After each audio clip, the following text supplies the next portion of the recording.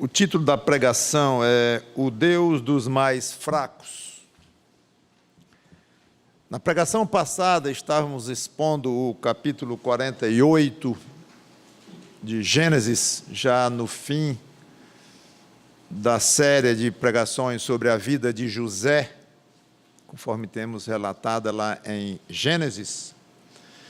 Nós vimos, eu não posso explicar todo o contexto para trás, mas eu vou tentar pegar da onde ficamos. Vimos que José foi chamado, o todo-poderoso José no Egito, embaixo apenas de Faraó, em termos de poder e autoridade, foi chamado para onde estava morando o pai dele e os irmãos, chamado da presença do pai, Jacó, também chamado de Israel, lá em Gênesis, porque Jacó já estava bem velhinho, e velhinho mesmo, 130 anos, e já estava perto de morrer. Então José vem e traz os dois filhos, Manassés e Efraim, para que Jacó os abençoasse. E ele colocou então Manassés na frente de Jacó, do lado direito de Jacó, para que a bênção principal, que geralmente era dado com o braço ou a mão direita, ficasse na frente de Manassés, e botou Efraim, o mais novo, à frente da esquerda de Jacó. Mas Jacó, na hora de abençoá-los, cruzou os braços, como nós vimos, de modo que Efraim, o mais novo, recebesse a bênção principal. A Bíblia diz que José se sentiu desconfortável com aquela inversão e quis corrigir, mas José não deixou. O mais novo seria mais abençoado. Vamos a Gênesis 48, 13 a 20, que é onde nós vamos partir hoje. De onde vamos partir?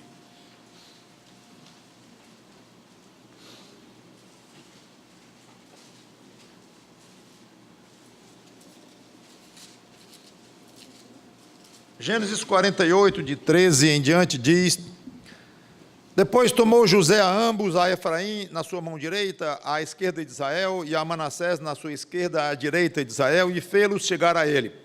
Mas Israel estendeu a mão direita e a pôs sobre a cabeça de Efraim, que era o mais novo, e a sua esquerda sobre a cabeça de Manassés, cruzando assim as mãos, não obstante ser Manassés o primogênito.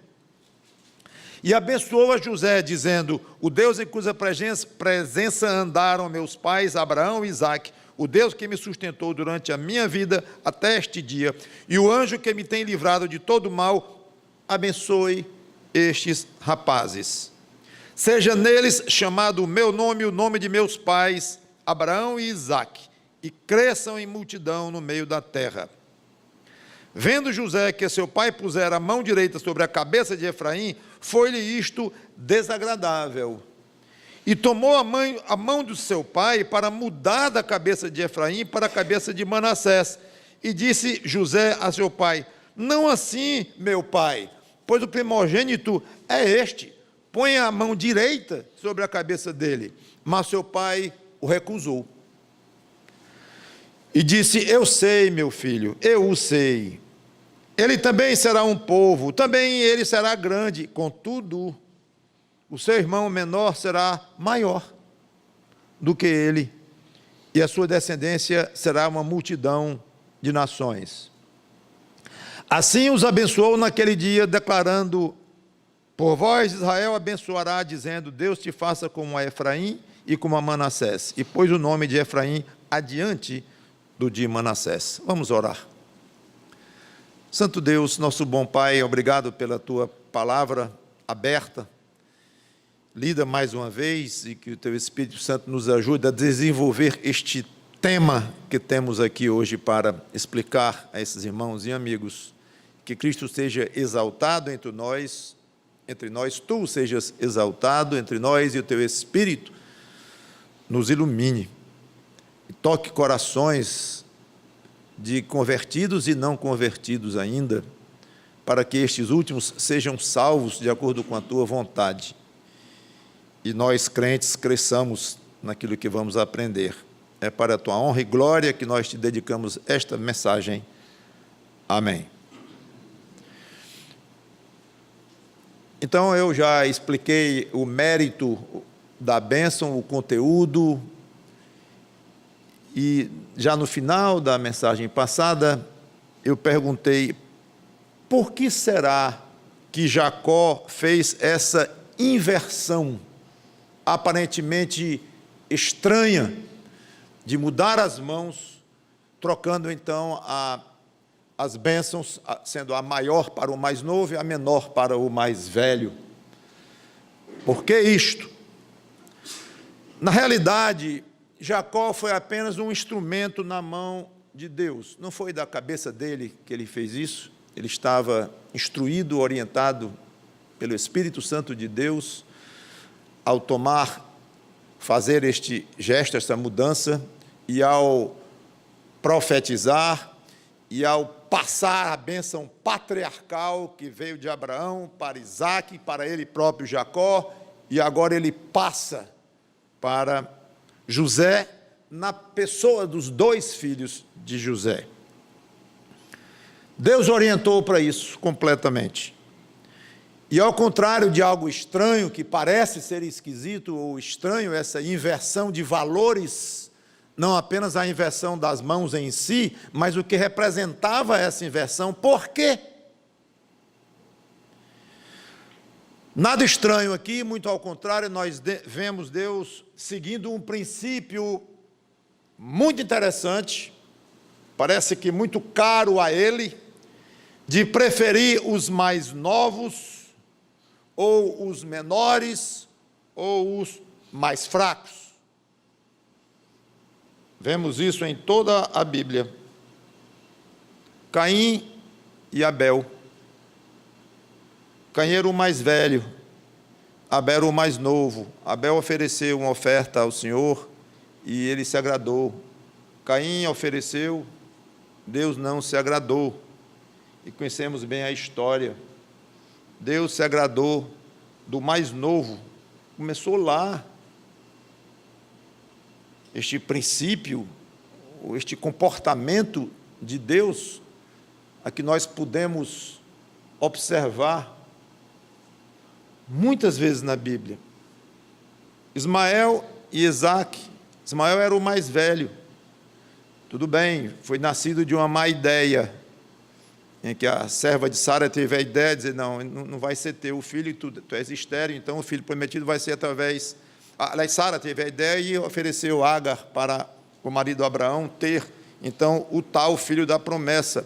E nasceu Ismael, uma má ideia, não era o filho da promessa, não foi ele o filho da promessa. Aliás, diz os estudiosos e os peritos no assunto que Ismael, descendente de grande parte dos árabes que existem hoje, que odeiam os judeus, descendentes de Isaque.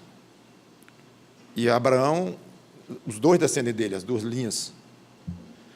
Mas o fato é que Isaque era o mais novinho. Vamos ver breve numa das pregações de domingo pela manhã, que inclusive Isaque foi alvo de gozação, ele foi caçoado por Ismael, não deu certo a relação, um bem mais velho, 6 ou 7 anos mais velho do que o outro, mas a bênção de Deus, o prazer de Deus estava totalmente em Isaque, no mais novo. Esaú e Jacó, o próprio Jacó foi alvo disso, eram gêmeos, só que Esaú nasceu primeiro, então, tecnicamente, é o mais velho. Em Romanos há uma passagem forte sobre a eleição de Deus. Irmãos, essa é a primeira de uma série de passagens que eu vou usar hoje. É uma mensagem que eu estou dentro de um tema. Eu vou explorar esse princípio de Deus de se agradar mais dos mais fracos, dos menores, dos mais novos. Então, eu não vou explorar nenhum texto. O começo com Gênesis 48, mas eu paro aqui e vou entrar em um tema e vou ler muitas passagens. Então, algumas eu vou chegar muito rápido e vou ler. Quando uma mensagem é expositiva, eu faço questão que vocês cheguem até o texto para ver cada detalhe, cada nuance, que eu gosto de jogar a luz em cima e tal. Numa mensagem temática, as passagens têm um peso diferente. Então, eu abro mão de analisar cada uma, porque não haveria tempo, obviamente. Às vezes são mais de 10 passagens que nós examinamos numa pregação temática. Então, hoje vai ser assim, e se você é rápido de Bíblia, na época que eu me converti, tinha uma brincadeira não, sei lá o nome daquilo, espada para o ar, né? E faziam muito na mocidade, não sei se tem mais isso, agora deve ser iPhone para o ar, né?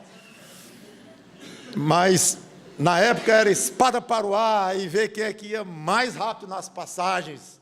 Então, se você é bom nisso, vamos lá. Se não, fique quieto e ouça o que eu vou ler e preste atenção, porque eu não vou demorar muito em cada passagem. Mas em Romanos 9, 9 a 13, vale a pena você chegar lá, porque fala do assunto dificílimo da eleição.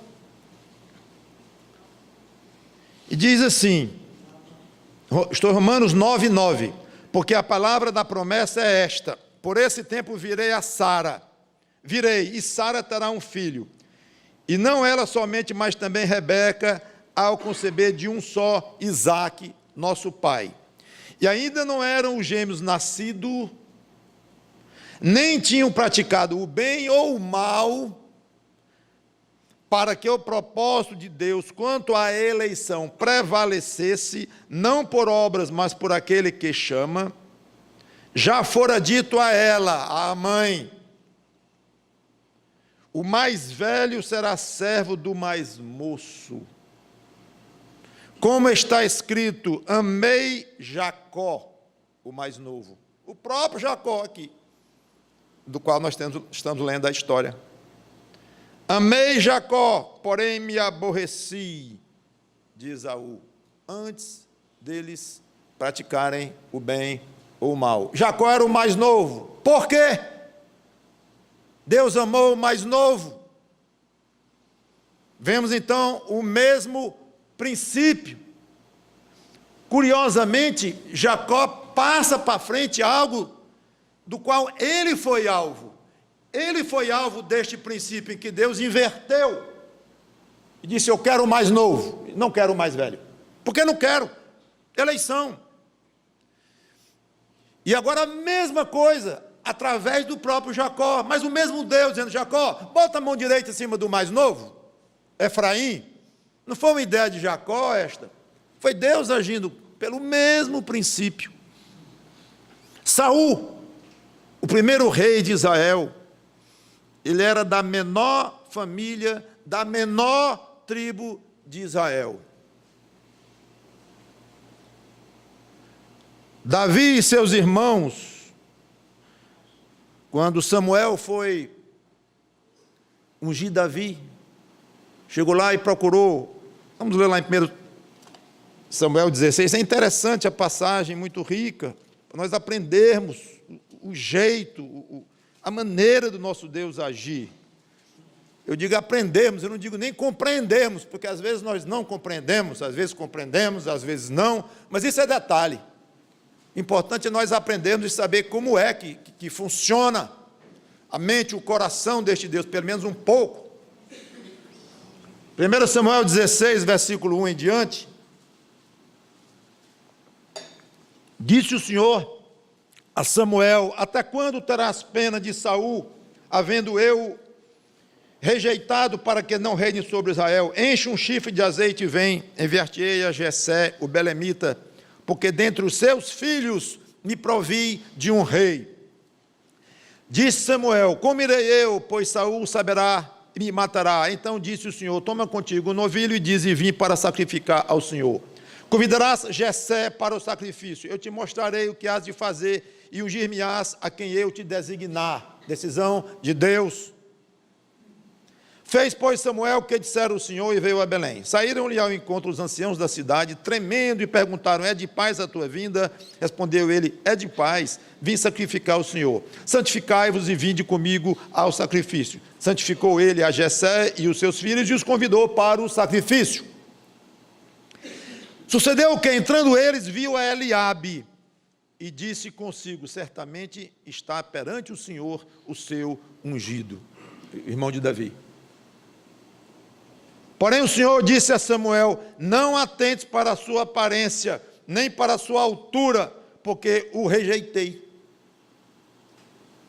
O rejeitei. Porque o Senhor não vê como vê o homem vê o exterior, porém o Senhor o coração.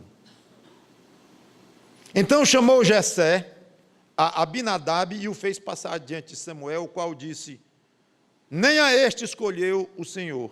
Então Jessé fez passar a Samá, porém Samuel disse: tampouco a este escolheu o Senhor. Assim fez passar José os seus 7 filhos diante de Samuel, porém disse a Samuel a Jessé: o Senhor não escolheu estes. Perguntou Samuel a Jessé: acabaram os teus filhos? Não tem mais não? Tem um problema aqui. Ele respondeu: ainda falta o mais moço, que está apacentando as ovelhas. Quase um detalhe, né? Falta um.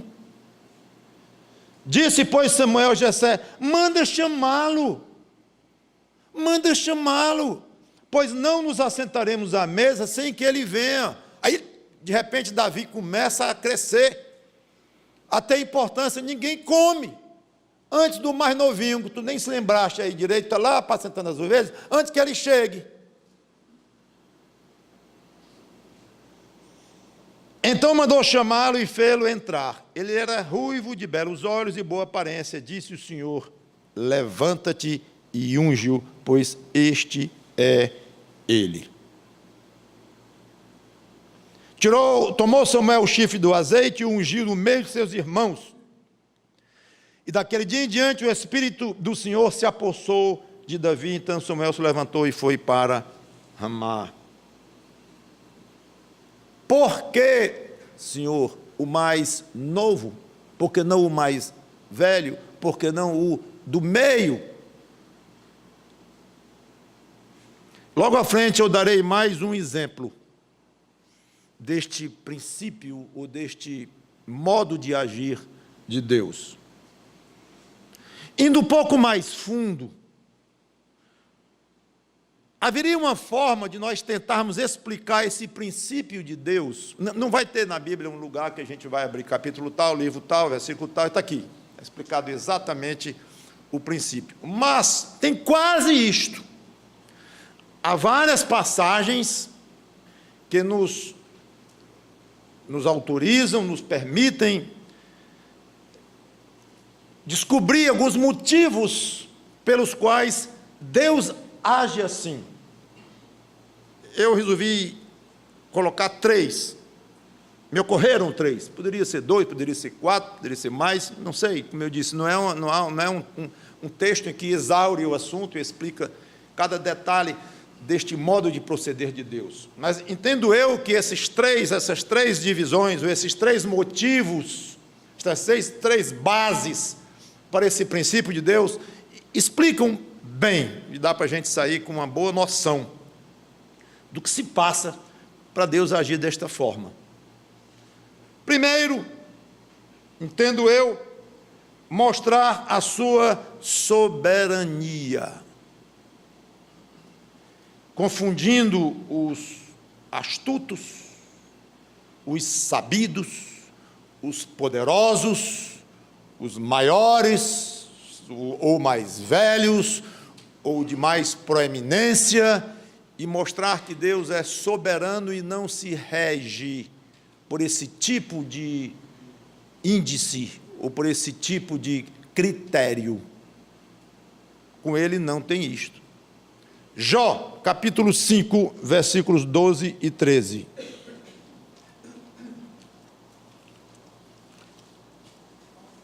Jó, capítulo 5, versículos 10, 12 e 13, diz assim: ele frustra as maquinações dos astutos, para que as suas mãos não possam realizar seus projetos. É interessante o motivo pelo qual ele frustra as maquinações dos astutos. Para que, visando-a com o objetivo de propósito, que Deus faz isso, para que as suas mãos não possam realizar seus projetos. Deus entra por cima, soberanamente, sobre os projetos dos sabidões deste mundo. Ele apanha os sábios na sua própria astúcia, e o conselho dos que tramam se precipita, ele permite que sejam destruídos os conselhos daqueles que tramam.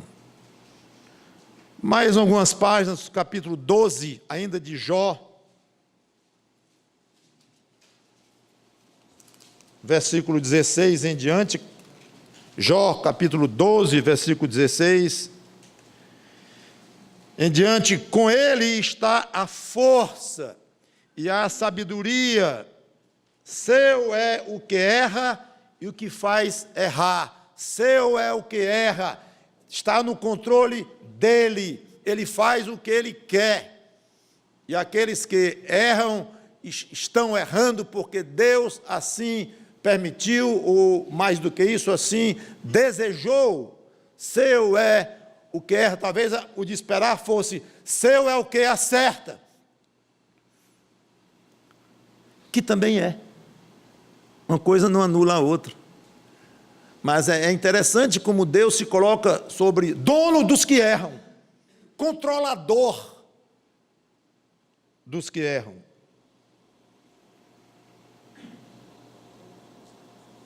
E o que faz errar? Aos conselheiros leva-os despojados do seu cargo. Despojados é tirados de, subtraídos. E aos juízes faz desvairar.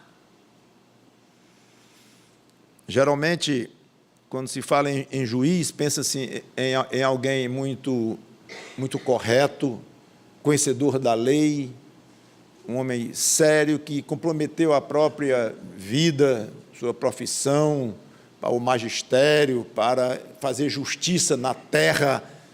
Se pensa assim geralmente, mas infelizmente não é. Deveria ser assim, mas infelizmente não é. E nós vemos aqui que muitos juízes são desonestos e errados e julgam de maneira errada, injusta, porque Deus assim quer.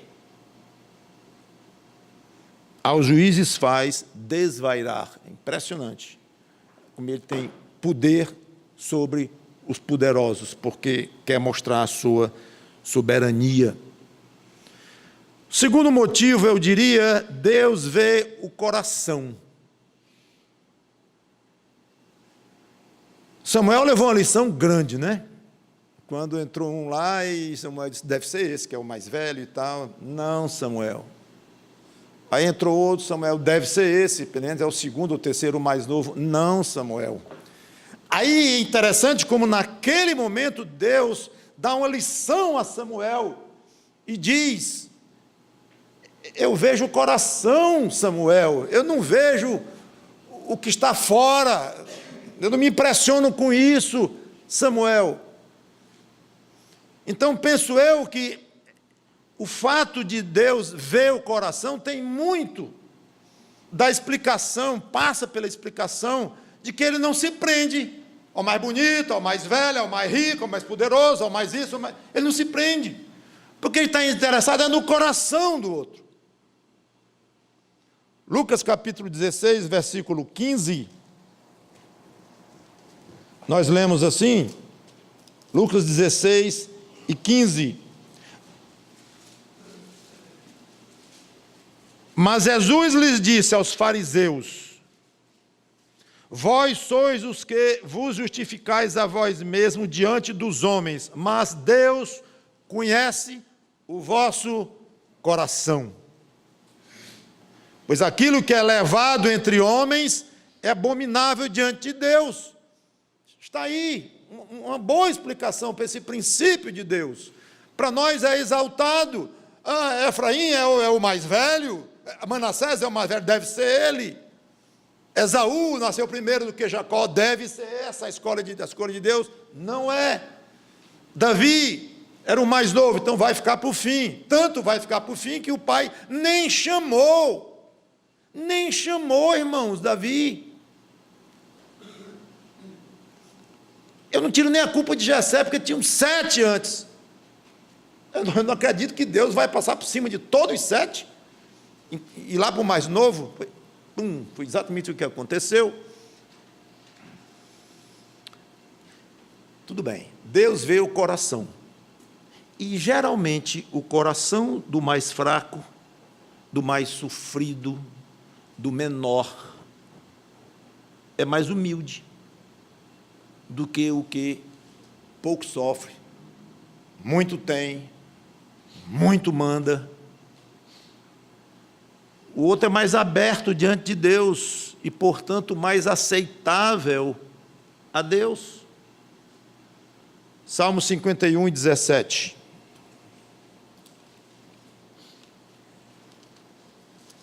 Diz assim: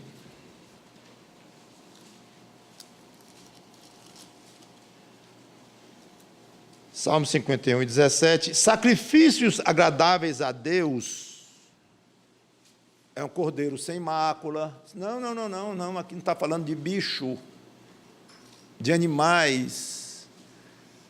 Em pleno Velho Testamento, hein? Salmo de Davi. Não. Sacrifícios agradáveis a Deus são o espírito quebrantado, coração compungido e contrito. Não o desprezarás, ó Deus. Princípio aqui de que Deus é sensível ao espírito daquele que sofre, muito sensível. Estou falando aqui, já falei em eleição, e agora estou falando num Deus que ao mesmo tempo elege e é sensível aos corações dos homens. E a maneira como esses homens se comportam e se mostram diante de Deus tem muito a ver com a sua relação com Deus, sensibiliza a Deus, esse Deus que soberanamente escolhe Jacó em vez de Esaú. E aqui está um mistério que nós não podemos compreender. E se você tentar compreender, vai estragar tudo. Você vai deixar de admirar a beleza da eleição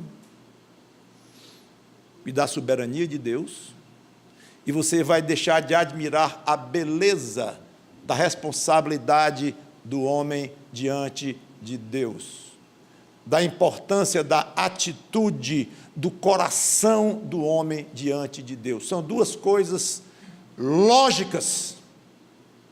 É lógico que um Deus todo-poderoso, criador de tudo, seja soberano ao ponto de escolher quem Ele quer, rejeitar quem Ele não quer. É lógico. E é lógico também que esse Deus seja sensível às ações e pensamentos daqueles que Ele criou à sua própria imagem e semelhança. Não criou robôs. Então, é lógico que esse Deus, para quem Ele manda muitas coisas, e dá a lei, e dá princípios, e dá mandamentos, é lógico que Ele espere resultados, atitudes e ações e reações das pessoas, é lógico. Então, as duas coisas são absolutamente lógicas. Pequeno problema é que nós não conseguimos juntar as duas lógicas. Olha para um e é lógica, olha para outro e é lógica, juntou. tentou juntar, aí começa todo tipo de distorção doutrinária, algumas leves, outras mais significativas, e aí chega ao ponto de heresias, quando o homem tenta aproximar uma lógica com a outra, ou uma verdade com a outra. São duas verdades inabaláveis. No dia que o crente aprende a parar de lutar para querer compreender isso, e pensa assim, quer saber de uma coisa?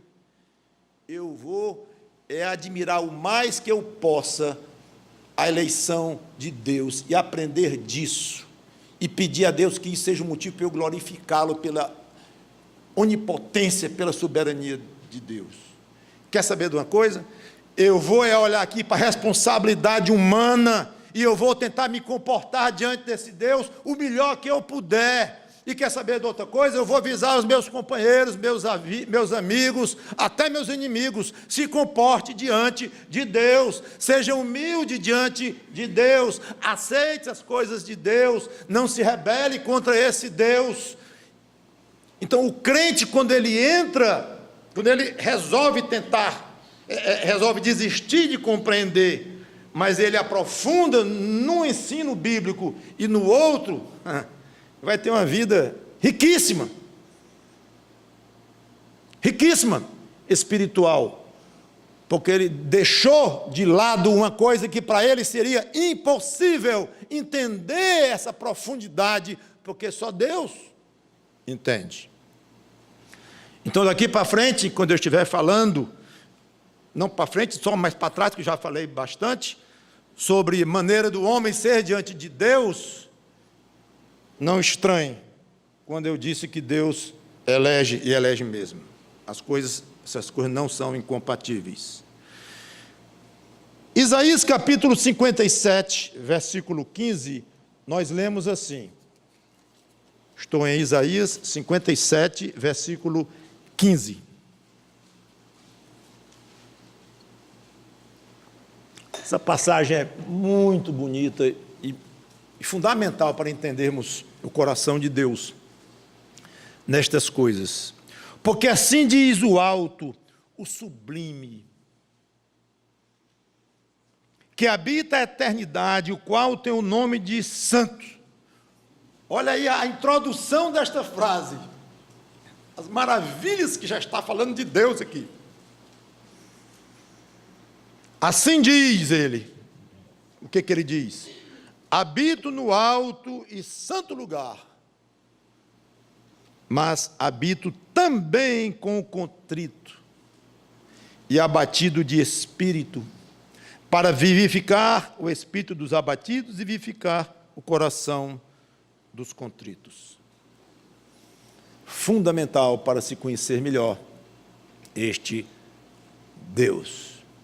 E um contraste que passa além da nossa imaginação e entendimento: habita no alto e santo lugar o que é sublime, o santo, todo-poderoso, dá ideia até de inacessível, e no certo sentido pelo menos na nossa carne humana não temos acesso,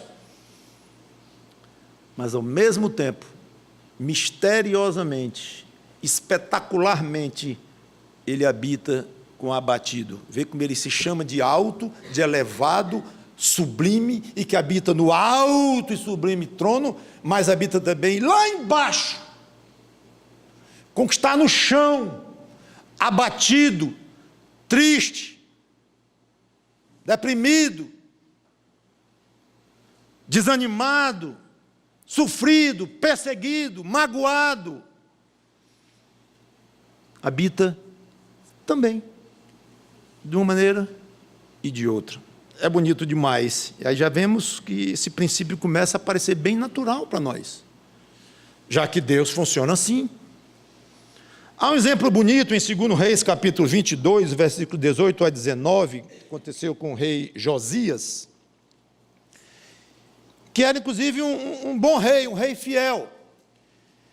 E chegaram até ele e disseram que tinham descoberto a lei, na reforma que estavam fazendo lá no templo, e leram um pedaço dessa lei que havia sido descoberto e leram para ele. Quando ele viu o que Deus queria a maneira como ele queria que o povo se comportasse e comparou com a realidade, o rei se abateu demais.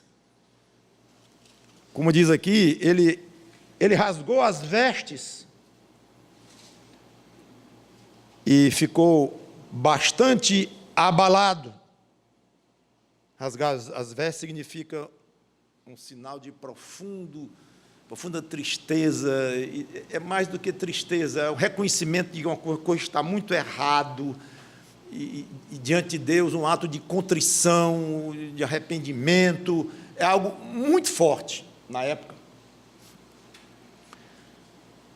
Aí Deus mandou dizer que ia punir duramente, de fato, o povo, por ter se afastado tanto da lei, mas manda um recado particular para o rei Josias.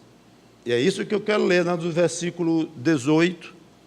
Porém, ao rei de Judá, depois das ameaças, que não só ameaças, mas do aviso de condenação que viria mesmo, aqui não era mais ameaça não, era comunicado de condenação que viria sobre Israel. Porém, ao rei de Judá, que vos enviou a consultar o Senhor, assim lhe direis, assim diz o Senhor, o Deus de Israel, acerca das palavras que ouviste. Porquanto o teu coração se enterneceu, primeiro verbo, e te humilhaste perante o Senhor, segundo, quando ouviste o que falei contra este lugar e contra os seus moradores, que seriam para assolação e para maldição, e rasgaste as tuas vestes, terceira atitude ou reação do rei, e choraste perante mim, quarta reação do rei perante Deus, também eu te ouvi, diz o Senhor.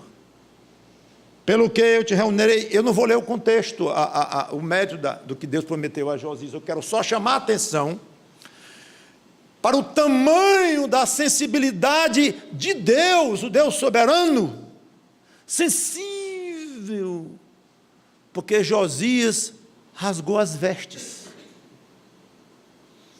e ele viu que aquele rasgar de vestes estava coerente com o coração do rei. Ah, se não estivesse, entrava na hipocrisia que Deus odeia, e Jesus tanto rebateu nos fariseus, aparência de alguma coisa que não corresponde ao íntimo, que eu comentei bastante hoje pela manhã aqui. Mas Deus viu que o rasgar de vestes de Josias correspondia perfeitamente a um coração contrito, ele se abateu, como diz aqui, e ele se humilhou perante Deus, chorou diante de Deus. Isso tocou profundamente o coração de Deus. E era um homem poderoso, era um homem rico, e era um homem fiel a Deus, ele próprio. Mas aqui foi importantíssimo para Deus essa atitude de Josias, até uma abolição para os crentes, não é porque você é crente, que um dia já se humilhou diante de Deus, se humilhou mesmo, se você é crente, com certeza, já passou por esse período, essa regeneração em que você se arrependeu de seus pecados e confessou Cristo como Salvador, sim, sem dúvida. Mas não é por isso, pense você, não é por isso que agora você está livre de fazer esse tipo de exame íntimo de consciência, de se jogar diante de Deus, chorar diante de Deus, se abater diante de Deus. Não. Ele espera isso de cada um de nós, cada vez que cada um de nós infringe os padrões de Deus e desobedece e ofende e magoa esse Deus. O arrogante não quer saber de Deus. Isaías capítulo 2, versículo 11, diz assim, Isaías 2 e 11, os olhos altivos dos homens serão abatidos, e a sua altivez será humilhada. Só o Senhor será exaltado naquele dia. Tiago capítulo 4, versículo 6. Tiago capítulo 4, versículo 6.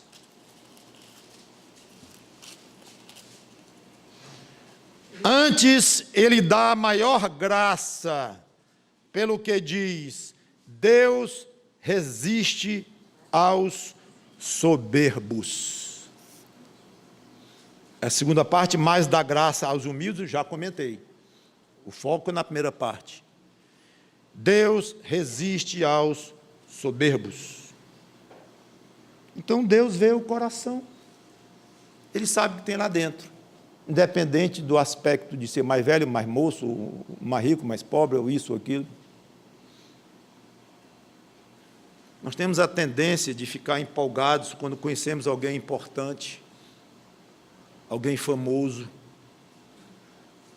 Geralmente, artistas e atletas muito famosos se tornam ídolos.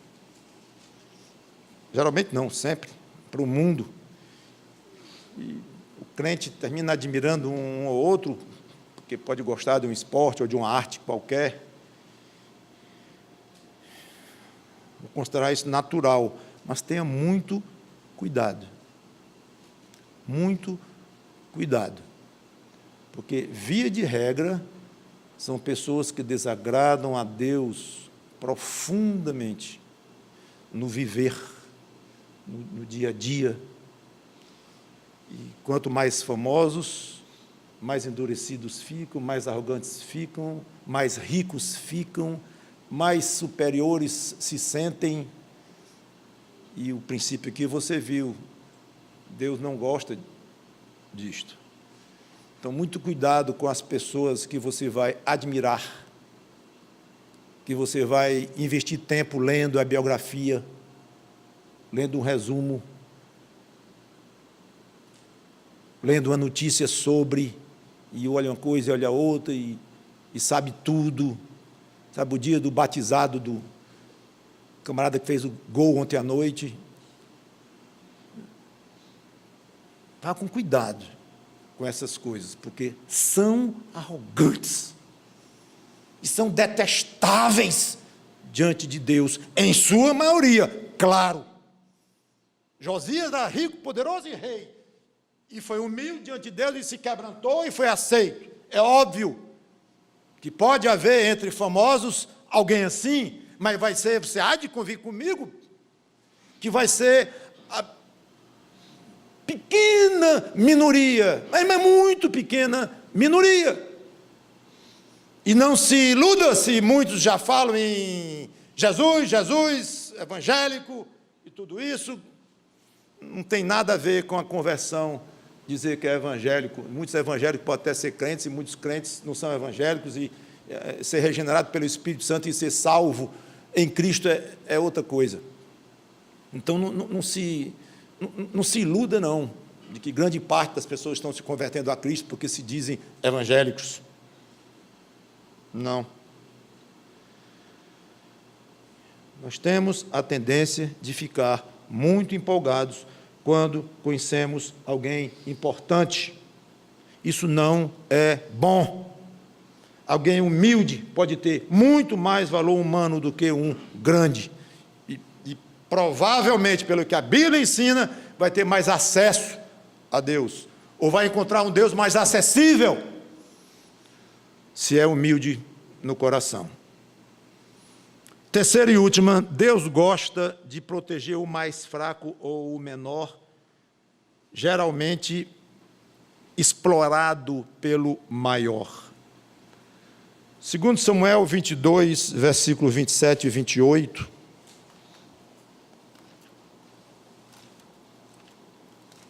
Segundo Samuel 22, 27 e 28.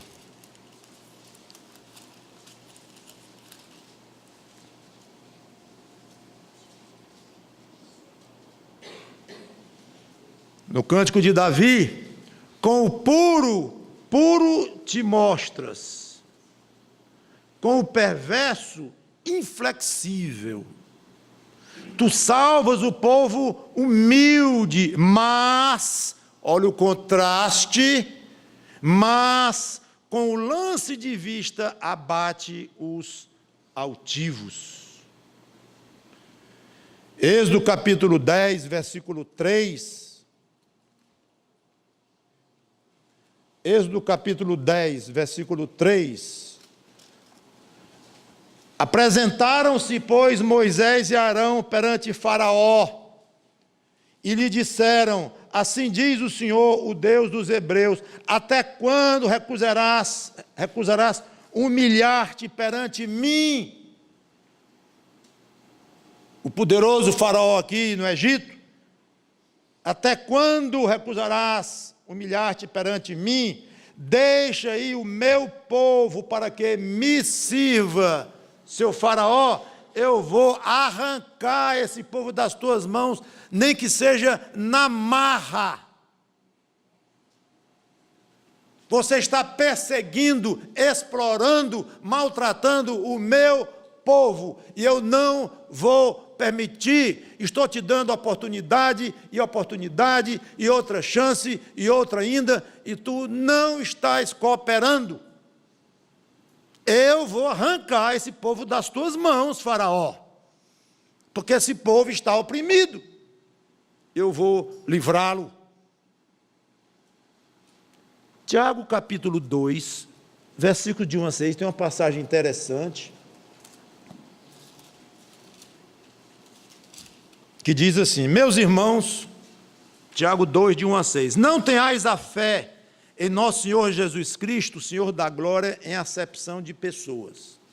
Se, portanto, entrar na vossa sinagoga algum homem com anéis de ouro nos dedos, em trajes de luxo, e entrar também algum pobre andrajoso, maltrapilho, e tratardes com deferência ou respeito o que tem os trajos de luxo, e lhe disserdes: tu, assenta-te aqui em lugar de honra, e disserdes ao pobre: tu, fica ali em pé, ou assenta-te aqui embaixo do estrado dos meus pés.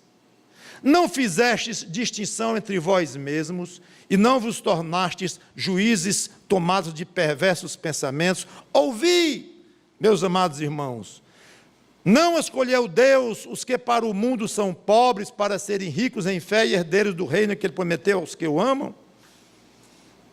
Entretanto, vós outros menosprezastes o pobre. Não são os ricos que vos oprimem, e não são eles que vos arrastam para tribunais. É interessante como Tiago faz uma denúncia aqui e mostra claramente a preferência de Deus sobre os perseguidos, sobre os explorados, em vez dos exploradores, a que ele tem ojeriza. Se você tem algum dinheiro, cuidado com os pensamentos e atitudes com relação ao que tem menos do que você. Independente da sua posição na escala, praticamente sempre vai ter alguém abaixo. Pois veja como você pensa e age com relação ao que tem menos. Se você tem muita saúde, cuidado com os pensamentos e atitudes com o que tem pouca saúde. Outro dia eu passei por uma experiência interessante, conversando com uma amiga que eu não via há um bom tempo. E a saúde, como é que vai? Está bem demais. Ótimo, que coisa boa e tal. E, então, os problemas, as doenças eu dou para outros. Não gostei. Aí eu disse: Deus dá para outros, não é? É.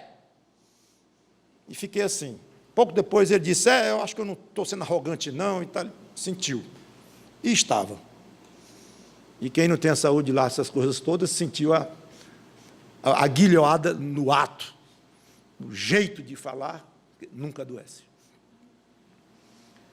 Se você é muito inteligente, cuidado com os pensamentos e atitudes que você tem com o simples, ou mais simples do que você. Sempre vai ter alguém abaixo na escala.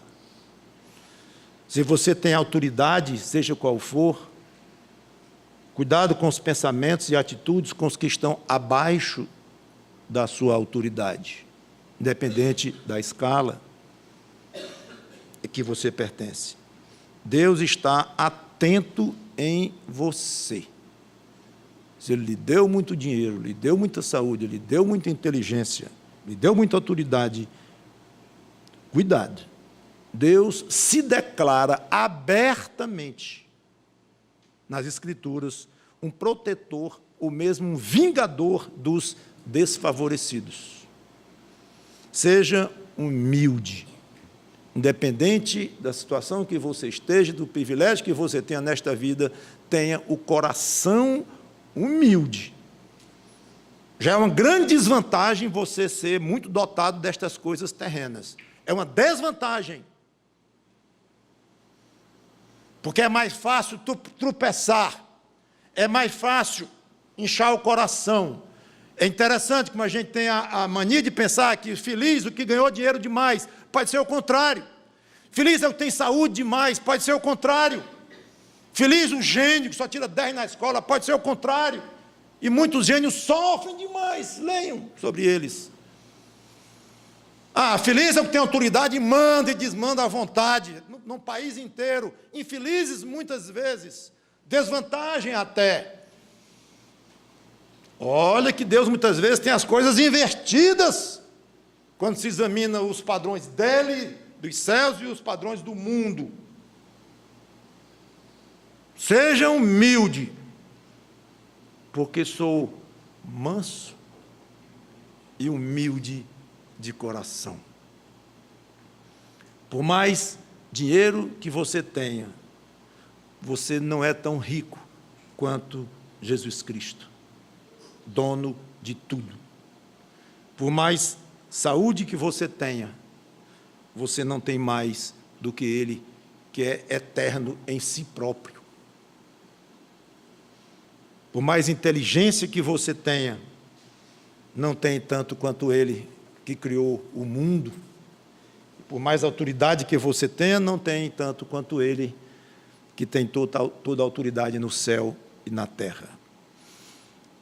Então eu exorto de maneira inversa, não se sinta abatido por não ter recursos, muitos recursos, e nem triste se você vive doente, nem se sinta inferior, porque é muito simples de inteligência, e não entende bem as coisas, e tem grande dificuldade na escola. Não se sinta desprezado, porque você é tão modesto que quase todo mundo é autoridade sobre você. Seja humilde de coração. Essas coisas em si, vamos dizer, facilita para que você seja humilde, e uma vez humilde, seja mais aceitável por Deus.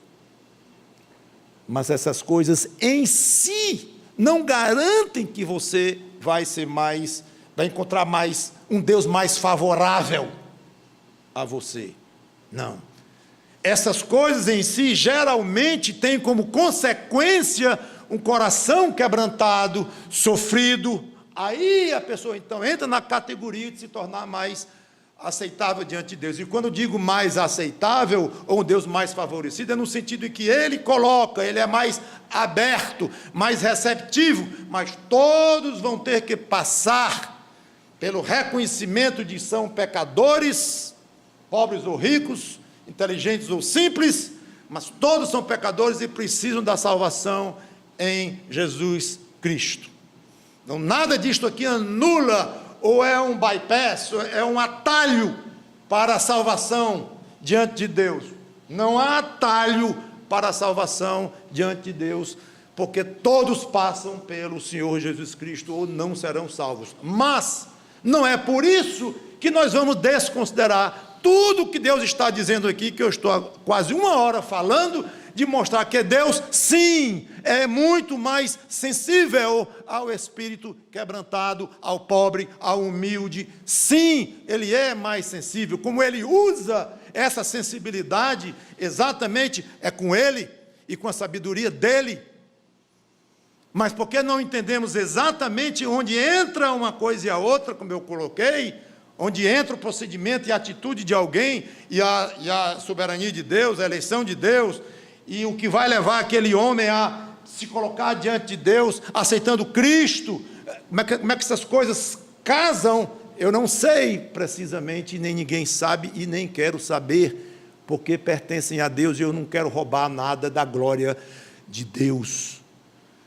Mas é assim. é assim. Veja, se você vê alguém arrogante, diga: cuidado, meu amigo, com esta arrogância. Você não pode imaginar o que essa arrogância lhe afasta de Deus. Ah, mas tanto faz dizer isso para um humilde.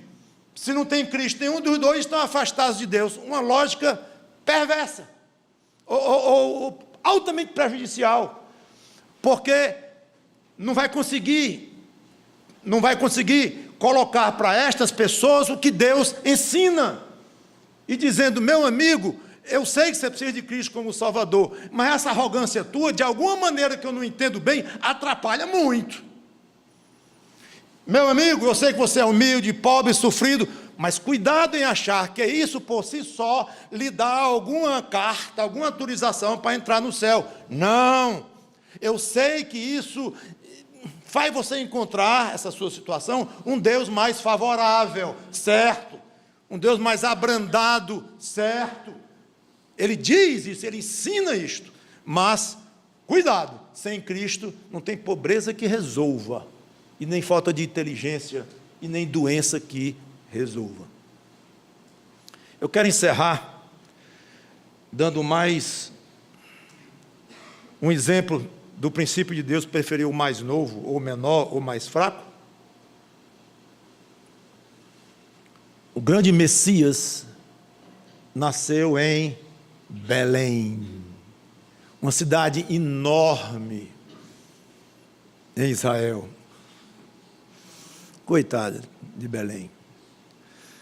Se tivesse algumas dezenas de cidades no mapa, ela não apareceria porque ela era pequena. Mas não é assim não. Se tivesse centenas de cidades, ainda não apareceria. Mas isso é que é ser pequeno. Mas não é não. A Bíblia diz que entre as milhares de cidades, milhares, se fossem colocar no mapa, milhares de cidades de Judá, cadê Belém? Bota um zoom aí, chama um zoom grande. Não encontro Belém, porque ela é completamente desprezível, pequenina, apagada, esquecida. Não vai nem para o mapa se tiverem milhares de cidades de Judá. É aqui que eu quero o meu filho amado, em quem me comprazo. É aqui que eu quero que ele nasça. Esse princípio vivo e quase que gritando aos nossos ouvidos, para nós adorarmos a Deus por isto. E eu termino ao falar em Messias, Salvador do mundo, Messias dos judeus, Salvador do mundo, de todos nós que cremos. Eu quero encerrar lembrando que o mesmo princípio divino de preferência pelo menor e pelo mais fraco é aplicado na salvação de almas, misteriosamente, mas é. 1 Coríntios 1, 18 em diante. Certamente, me ouça, a palavra da cruz é loucura para os que se perdem, mas para nós que somos salvos, poder de Deus. Pois está escrito: destruirei a sabedoria dos sábios e aniquilarei a inteligência dos instruídos. Já li isso aqui no Velho Testamento ainda, essa pregação. Onde está o sábio? Como se dissesse, apareça aí. Onde o escriba, homens muito cultos, onde o inquiridor deste século, os filósofos? Porventura não tornou Deus louca a sabedoria do mundo, visto como na sabedoria de Deus o mundo não o conheceu por sua própria sabedoria? Aprove a Deus salvar os que creem pela loucura da pregação. Porque tanto os judeus pedem sinais como os gregos pedem sabedoria, mas nós que pregamos a Cristo crucificado, escândalo para os judeus, loucura para os gentios, mas para os que foram chamados, tanto judeus como gregos, pregamos a Cristo, poder de Deus e sabedoria de Deus. Porque a loucura de Deus é mais sábia do que os homens, e a fraqueza de Deus é mais forte do que os homens. Irmãos, reparai, pois, na vossa vocação, ou chamada, visto que, aqui vem estatística de salvação, como chamei atenção há pouco tempo aqui. Não foram chamados muitos sábios segundo a carne, inteligentes, nem muitos poderosos, nem muitos de nobre nascimento. Pelo contrário, Deus escolheu as coisas loucas do mundo. Preguei sobre esse versículo aqui na última quarta-feira, na meditação. Deus escolheu as coisas loucas do mundo para envergonhar os sábios, e escolheu as coisas fracas do mundo para envergonhar as fortes. E Deus escolheu as coisas humildes do mundo e as desprezadas e aquelas que não são. Olha a quantidade de adjetivos e de qualificações que tem aqui, para mostrar como Deus escolheu os desvalidos, os pequenos, para reduzir a nada as que são, a fim de que ninguém se glorie na presença de Deus. Você que não tem Cristo, meu amigo, se beneficie deste Deus que age desta forma. Se você é muito beneficiado pela vida aqui, da maneira que eu já coloquei, muito cuidado pelas tentações que virão sobre você. Você está numa posição, em certo sentido, desprivilegiada, como já coloquei, por estar acima dos outros. A provação é muito maior. E a dificuldade de ser aceito por Deus é muito maior. Mas se você está aqui sendo alguém humilde, sem muita coisa, e a pessoa, vamos dizer, comum, ou talvez até mais do que comum, muito sofrida e tudo, ótimo, você está numa condição excelente para se aproximar de Deus através de Cristo. Não conquistou essa posição pelo fato de você ser um desprivilegiado de alguma forma, como já expliquei, mas aproveite que você é privilegiado nesse sentido de saber que Deus é mais favorável, mais aceitável a alguém assim.